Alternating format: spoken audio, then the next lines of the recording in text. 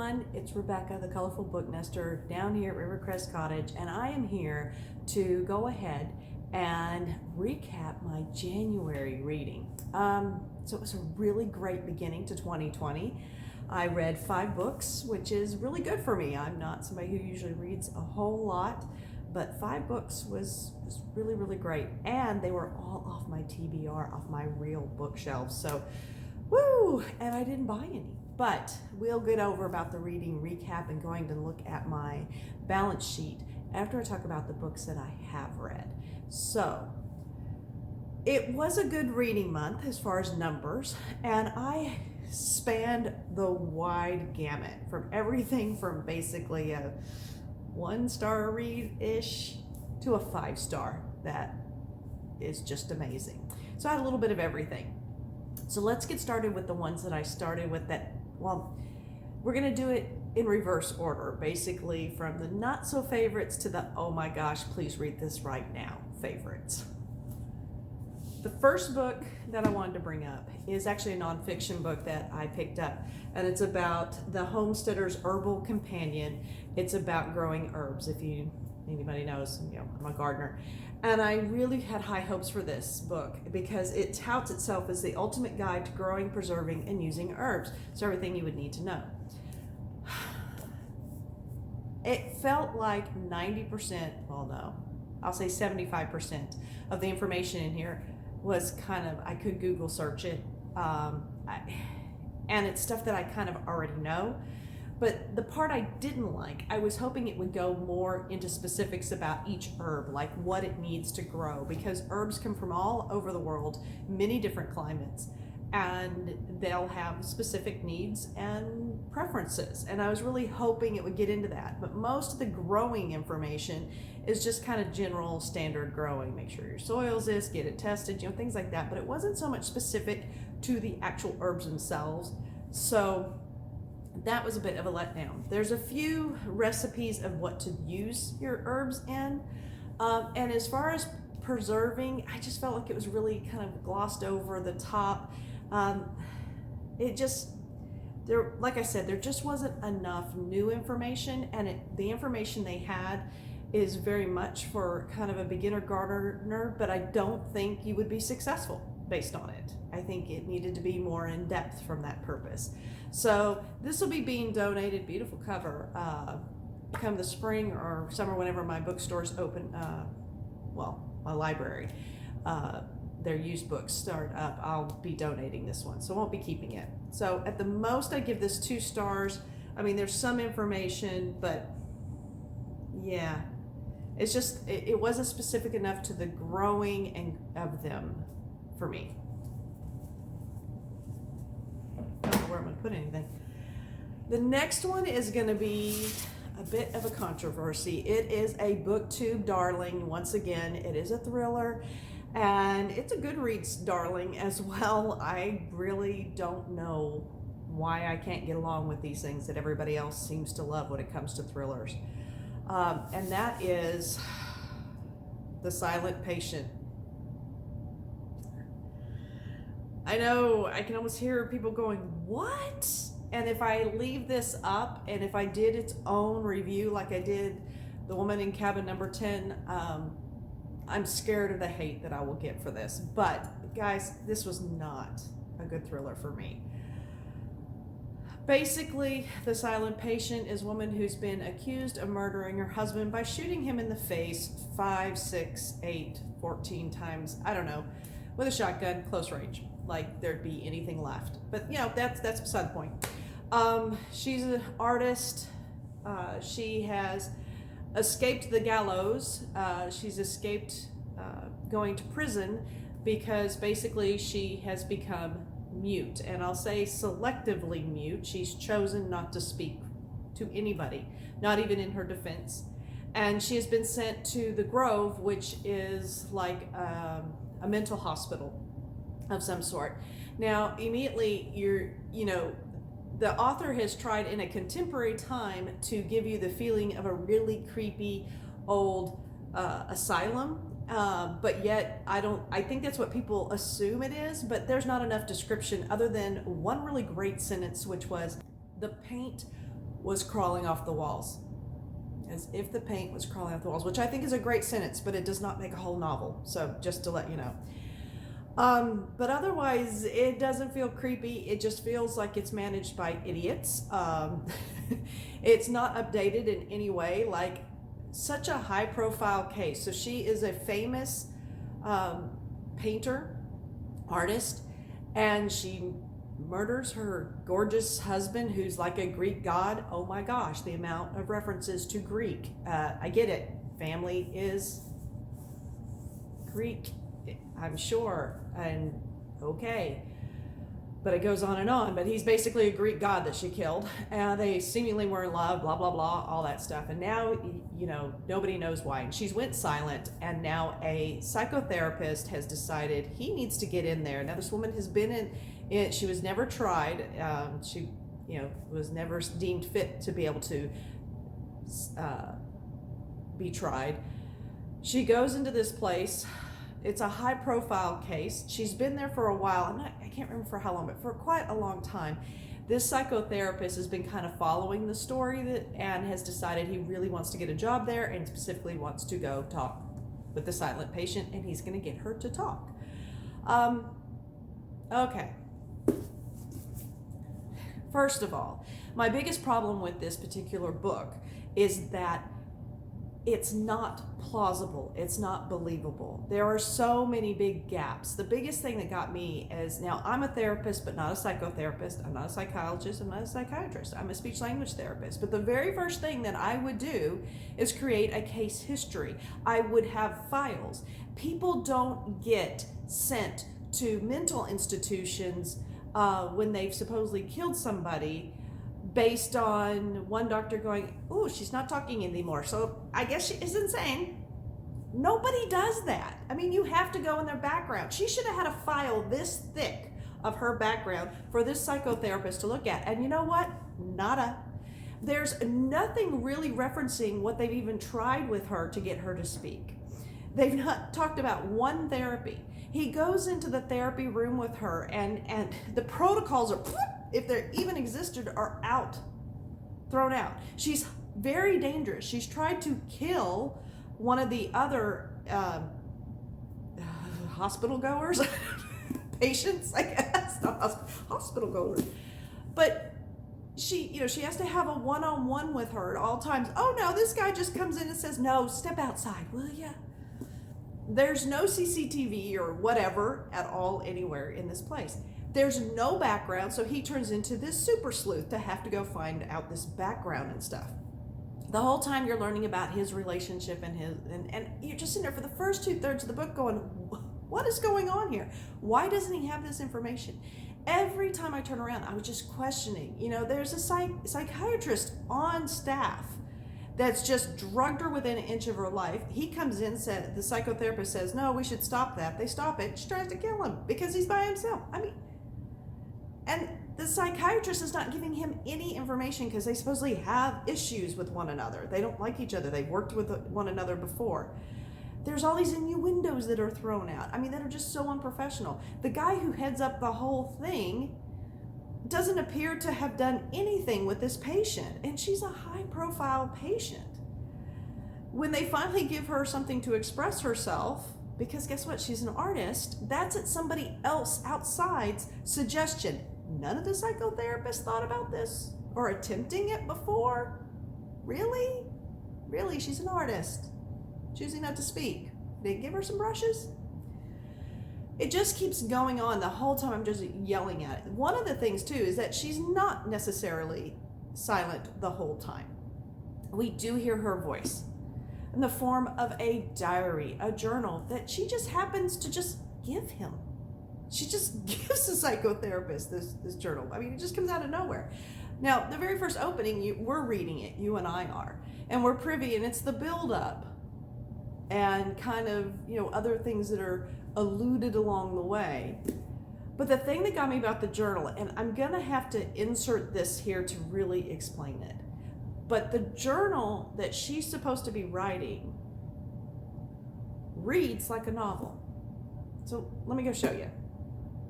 Now, by novel, I mean particularly the dialogue, We're never told she has a neat party trick of a word-for-word audible memory. I think it's called a colic memory. Yes, no mention of that, but looking at these pages, you would have to say she must have definitely had that type of memory. I mean, wouldn't you in your own journal just summarize, like, Dear Journal, Barbie and her annoying baby voice arrived with a bottle of wine. Now, I have a theory that this guy probably started writing this thing, and I think he didn't have her be silent from the very beginning. I think this was him writing the story, and that's what turned into her journal. And then they were telling some friends sitting around at their flat or whatever. He's telling them about this idea for this book and that he's already written this much. And one of them goes, you know what'd be really cool is that she didn't speak at all. She was just mute. And the guy, then the author goes, but I've written all of this novel portion from her, from her perspective, so we know where she's at. I've written this all. What do I do with it? You put it in a journal. But you forgot to turn it into as if somebody really was writing in a journal and not writing a novel. So every time I went to the journal, I'm just like, are you kidding me? This does not sound like a journal. None of the characters were even remotely interesting, and none of them did I have any contact like or anything. I mean, I just didn't like any of them, and they all seemed just not plausible. And the whole thing, I actually had seen where somebody said, oh, you can tell he's done his research. Of what? Because this is not, I would think psychotherapists would be going nuts about this. From the lack of the background and the fact that he turns into the detective, and he's a bumbling detective. He has to have things explained to him so much. It's just ridiculous. He wasn't believable. So the twist. Okay, this is what really I think has more people excited about this book. And the problem is that the twist is next to impossible to see coming unless you just start trying to figure this book out, going, where are we going with all this? He has this weird obsession with her. Why? It's unhealthy, it's not professional. But now it makes me go, okay, should I go back and reread the book knowing the twist? Would that make all this seem normal and okay? And I just don't believe so, because I just wasn't buying it the first time. So this was a no-go for me. I don't recommend. I think this is way overhyped.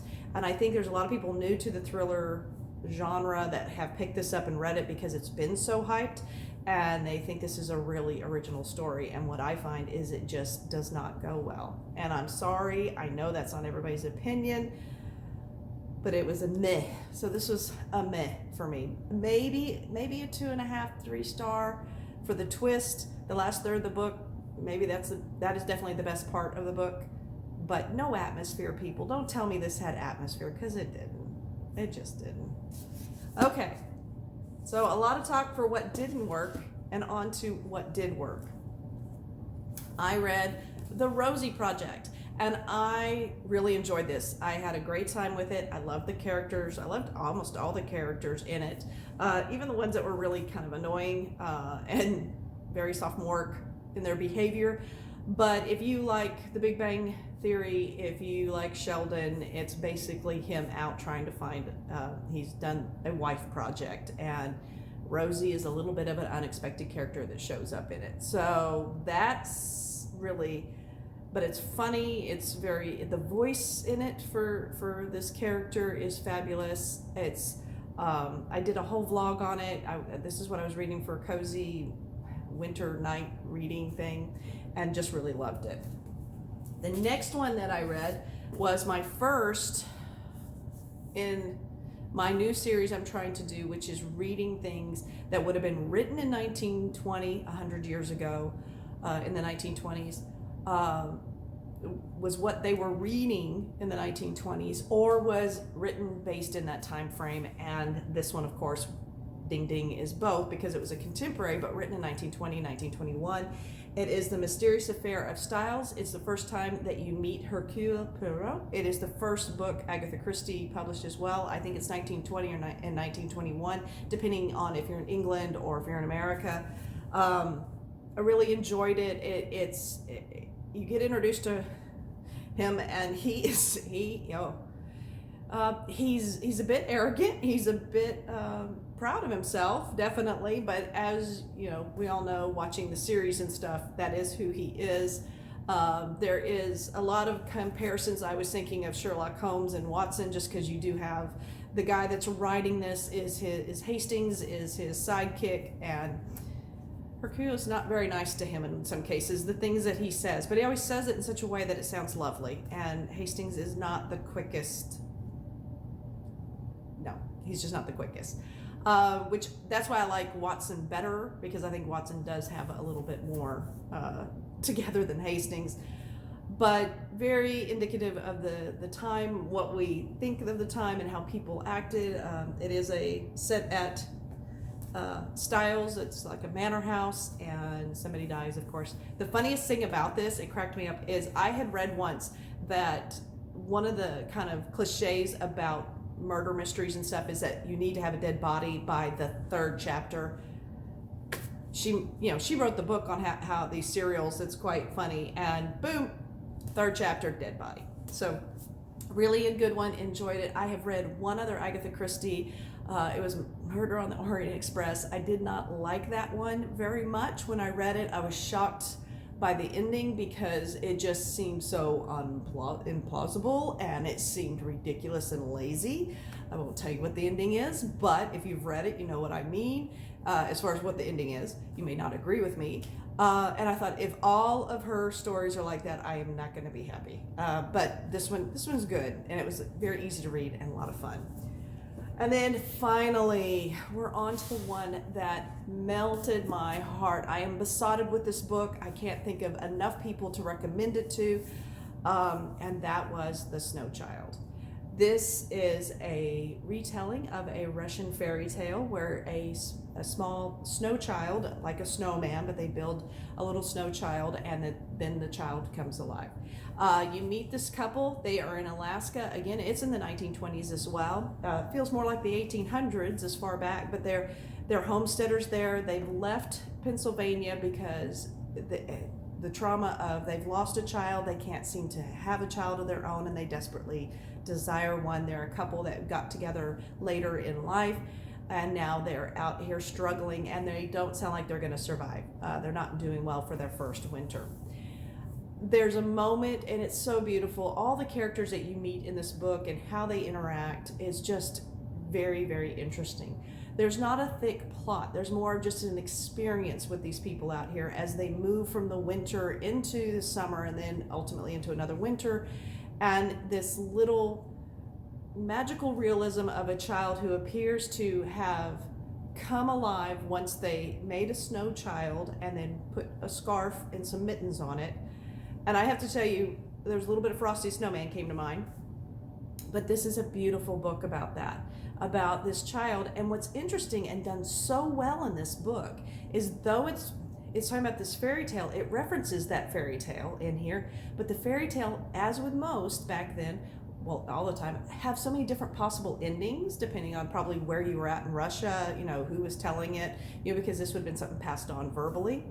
And the mother, for the lack of a better, in this becomes very, very concerned that they're going to lose this snow child in one of these ways. She knows all the different endings to these stories, and she kind of is always concerned about it. And so you have this dread, you have this fear over you that this is how something weird is going to happen. And when elements which you could see mirroring that version of the fairy tale happen, it's very interesting, because I could feel kind of apprehensive that something was going to happen. The magical realism in this is beautifully done. By midway through, I'm like, well, maybe she really didn't just come out. Maybe she isn't magical. Maybe there isn't anything. There's a plausible reason, done beautifully. The other thing is the style that she did in the book was interesting. When the snow child arrives, there's no quotes.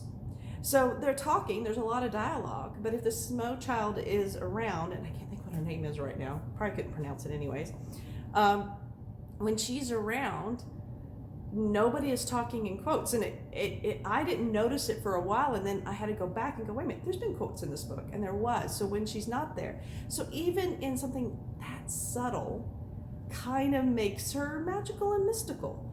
But fantastic winter read if you get a chance. this is definitely a 5-star for me. I think I will definitely reread this again because I think it's just one of those stories where you want to. There's some cute little humor in it. There is a lot of really special little moments, and it never felt over described, but yet you totally could picture what was happening and when. So again, a really fantastic book, suggested to everybody. I know a lot of people have said great things about it.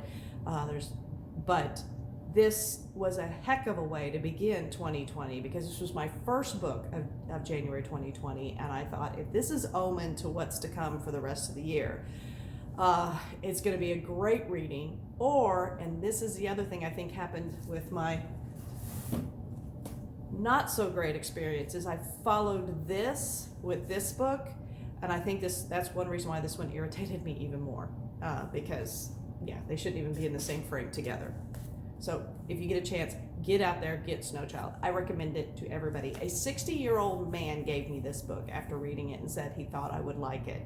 That is how universal it can be. And this man is somebody who builds things and it works outside and would prefer to be outside, hiking and all that. I mean, like I said, it just appeals to everybody. So let's go over really quick and look at my wrap up as far as I went back to check what my reading log was and to see how my balance sheet was. So we're going to check in with that, and then you can come right back in just a moment. So here we are going into my planner. I keep so much information in this planner, but it is great because it keeps all the information at my fingertips. And since we are doing our January recap, I need to go through and look at a few things and see where we're at and see what things I've updated and which ones I haven't. And my bingo, I'm still checking in, but remember this is a quarterly bingo, so we have 3 months, so there's still some things.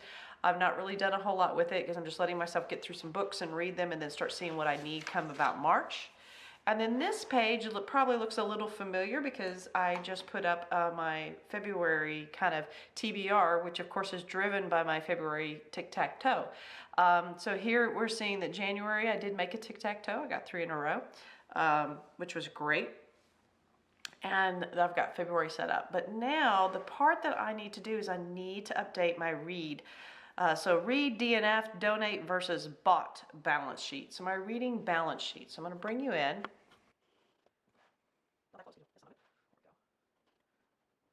All right, so my reading balance sheet. So first and foremost, one of the things, once I started going in trying to fill this out, I realized what I didn't do correctly. And I did not put a beginning balance tally across here. So really and truly, my January should move down one, and this should say beginning the year of 2020, what all I had. So even though it looks horrendous, like, woman, you said you were just going to read what's on your shelves. It looks like I bought 78 books, I bought 17 audiobooks, and I bought 45 ebooks. I did not do that. This is just what I started with the balance-wise from already before 2020 began. And I'm still very shocked at how many ebooks I have. And I'm like, wow. So now what I do is that this is everything as of January 1st, 2020. These are the number of books that were on my shelves according to Goodreads. And I kind of keep track of all this in Goodreads. And so now it's all about how many books did I read or DNF or, somehow they're off of my bookshelves. And so I'm even counting DNF'd as read because what that tells me is they're off my bookshelf and I probably gave them a try and didn't like them. So they're gone, so take them off. In fact, I probably just should say instead of read, but off the shelf. Maybe it's shelved books that came off, whatever. But since I read 4 books this January, I can put -4 plus the 78, which again, remember, is just my balance over from 2020. I have not bought it anymore, at least not of books. Audio, any that I've read, no, unfortunately, big old goose egg, because I haven't read anything at this point. I've not completed it, but I have been listening to one. And then my ebooks, the same thing. I do have an ebook started. I just have not finished it in January. So if I look across, and I guess I need to add all those up. I didn't. Let me go and add these up real quick. Hold on. So basically, I have 140 books total that I brought with me in some form from 2019. So, and before, because I've been collecting these for a while. But as of 2020, January 2020, I've read 4, so that means I have a total still of, it's in the positive, 36. So I have 136 books. I don't really need that plus in there, do